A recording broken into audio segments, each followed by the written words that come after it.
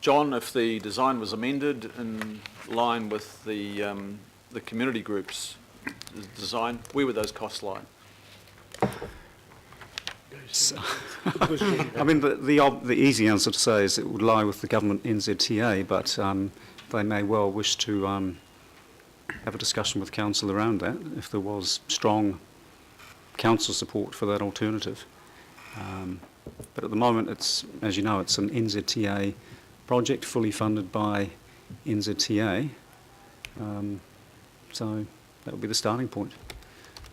So the council officers the staff, professional staff, lack of enthusiasm for the OBA and TOE's alternative. Is that based on obviously ecological and all sorts of other reasons and has not been totally necessary? It's the potential additional adverse effects such as on visual landscape, on the geology of the Tuffering, the Haupua crater. So it's those negatives, and we're not seeing strong transport or place-making benefits that would outweigh those negatives. But it is an ongoing discussion. We're still engaging with Panuku, with the local community to explore that in NZTA. So in parallel to finalising the council submission, there is a positive, constructive process to continue engaging with the Onehunga Business Association and the TOEs. Yep. Yeah. Second question is, Kiwi Rail presented to us last year and highlighted the huge gap, I think it was 600 million, could have been higher, that they see for enhancement of rail in that area in order to help them long term deliver a better service into Auckland.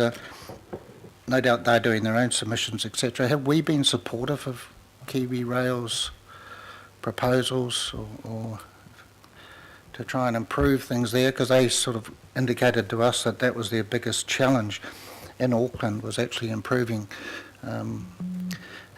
things there, and that's obviously around the Annie's Creek area. We have an update? Yeah, unfortunately I don't have enough information on that to really comment. The improvements that you're referring to for Kiwi Rail? Maybe the Deputy Mayor can help me here, but it was Kiwi Rail certainly identified that they just need to enhance facilities and tracks, etc., into there, whether that's laying extra tracks, because obviously we have the inland ports sitting there among other things, and then long term there's clearly the possibility, and this is long term, of a track extension through to Avondale in order to coordinate for anything that may happen with the Northland Port, etc., etc. Unfortunately, I can't comment further. It's something that maybe Auckland Transport would need to give a report back on, or an update. I appreciate that, because I just think we should be obviously supportive, is probably what I'm saying, yes, because that's talking about long-term planning, which is important. I think that was around the third and possibly fourth main line, and also the access into Metroport, and the rearrangement of their land around the toll site, the main freight site, and a few of those things.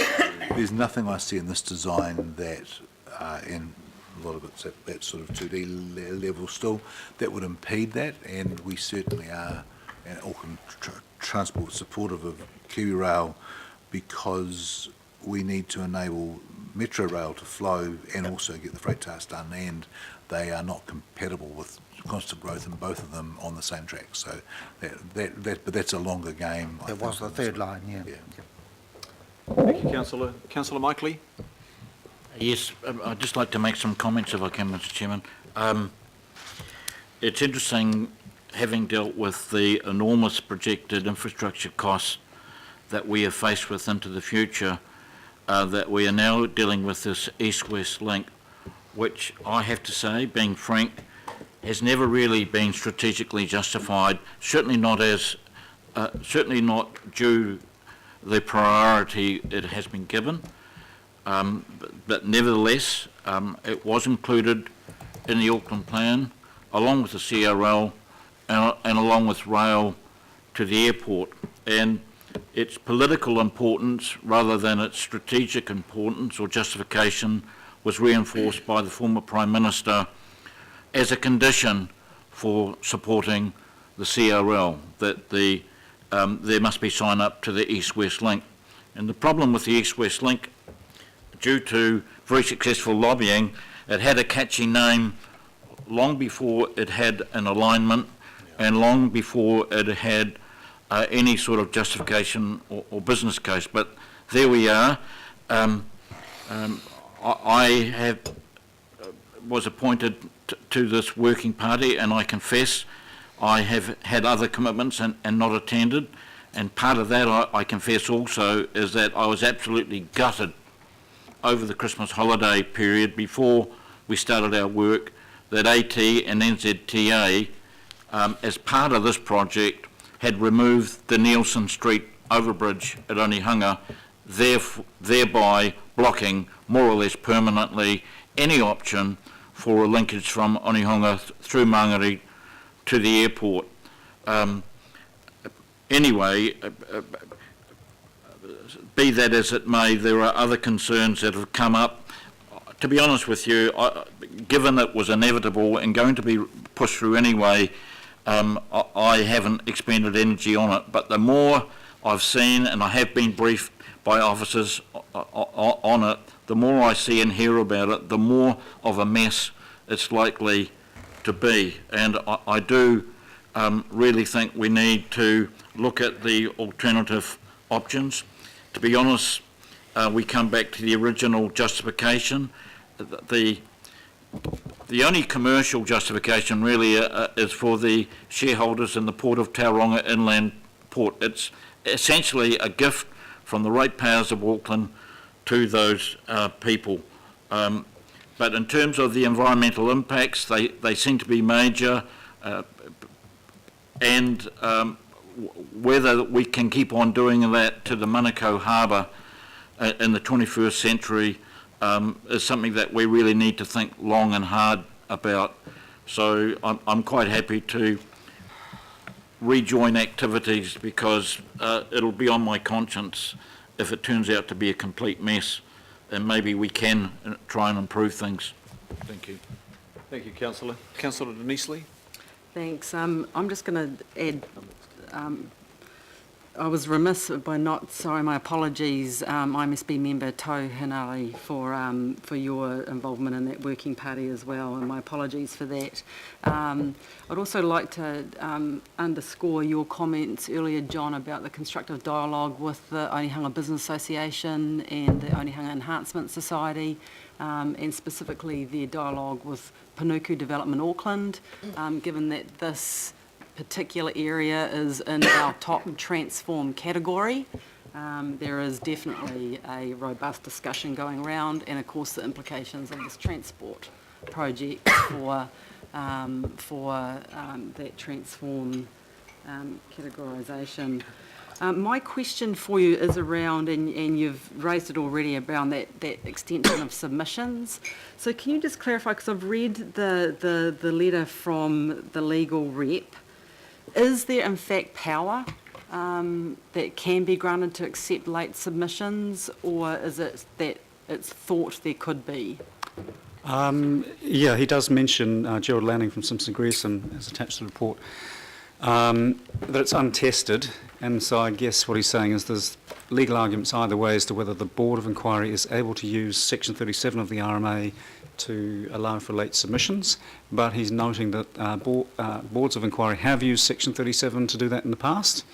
So on that basis, this board may well be willing to do it, and the council may well be willing to support that in some way, shape or form. Through a letter to the board, perhaps after the submission period closes, just saying if there are late submissions, council does not object.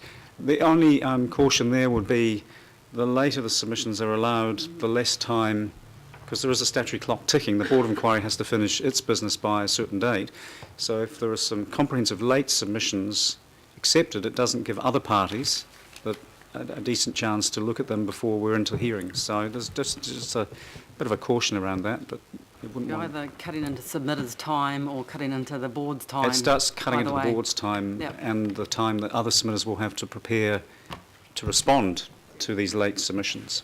So if we were to conceptually go down that line of inquiry, are you saying that the optimum time for us would be to wait until submissions close and then request, or would there be a manner in which we could give a heads up or seek more information from the board around possibilities? And then I note in the letter that NZTA would have to give agreement. Well, again, it's, in that part of the advice, it says either there's an exceptional circumstance or the applicant NZTA agrees. So it's not that, my reading of the advice is that it's one or the other.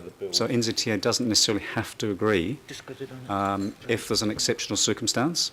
So if the board's convinced there's an exceptional circumstance and is willing to use Section 37 and perhaps test the legality of that, then it's quite possible that the board can accept late submissions. Even my reading of it is without NZTA's agreement. So in terms of, you asked about the timing, I have given that some thought. I guess the board certainly wouldn't make a decision to accept late submissions, I doubt, before the submission period is even closed. That would be a bit odd, because then it's essentially just encouraging late submissions, isn't it? So that's why I guess if there is to be some correspondence from council or indication from council, it probably wouldn't make sense to do it until the submission period is actually closed. Chair, I suggest that we traverse this at the next political reference group. Yep. And talk through the pros and the cons and the need, or otherwise. I think the other thing to think about, though, is the other side of that coin is if a lot of work's been done and you've assumed you'll get it and it's not got, then you've wasted that effort. So I think you do need to have a really good look at Pros it and from both cons. sides of that coin. Let's do that. Thank you. Councillor Newman? Thank you, Mr. Chair, and I echo other comments that have been made in relation to the work that has been undertaken by the officers, which has been very good. And it's a very challenging piece of work, and a lot of time has been expended so far, and a lot more time will be expended over the next 9 months or so, I'm sure. And also, Mr. Chair, I also want to acknowledge Councillor Lee, who has been a very good steward in relation to this particular piece of work. It's a very challenging topic, challenging for the ward councillor, but challenging in terms of the wider planning implications. So acknowledge Councillor Lee. Mr. Chair, I mean, I would, two things, I suppose. Recommendation C, we're not talking about simply preparing a submission, because beyond the submissions process, there will be a process, I'm sure, of a mediation and a process with NZTA in the lead up to the inquiry. And I would imagine that the reference group is going to need to be active throughout that time, because there will no doubt be opportunities, I'm sure, given the approach that we're taking to the submissions process, to try and mediate to achieve better outcomes in terms of relief sought to offset environmental impacts, I hope, and I'm sure the staff will be working to achieve that. But this group will be required to do that particular work, Mr. Chair. The one other point that I would make with respect to paragraph 13 of the agenda, it is very important, if we are going to have a groundwater containment bund, that the relief that we seek includes an ongoing contribution by NZTA to help offset the OPEX cost associated with taking that stormwater to that location, because there are significant effects, and I see Craig McElroy coming forward so he can speak to that. But we don't want to, as a council, end up with all of the OPEX costs in perpetuity if that particular design is agreed as part of the forthcoming consent orders issued by the Board of Inquiry.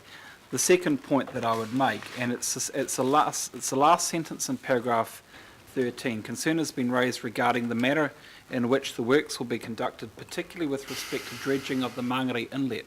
That means, as I understand it, the proposal is to dredge the inlet for the suspended sediment to help to construct the bund. And that is a very big issue. That's a big issue in terms of what is the nature of that sediment that's going to be dredged for the purpose of construction, and is there a better option available for that particular engineering? If we're going to have that bund system in place, is it appropriate to go and dredge the harbour for that purpose, or is that simply the cheapest option for NZTA? There is a need for this council, in my view, to push back and say, well, we need to have the very best solution here, even if it isn't the cheapest option for NZTA. So I commend the work that the officers are doing in this space. It is taking a lot of our time. I think the group is working well, and I would hope that the group will continue to have the council's confidence. Thank you, councillor.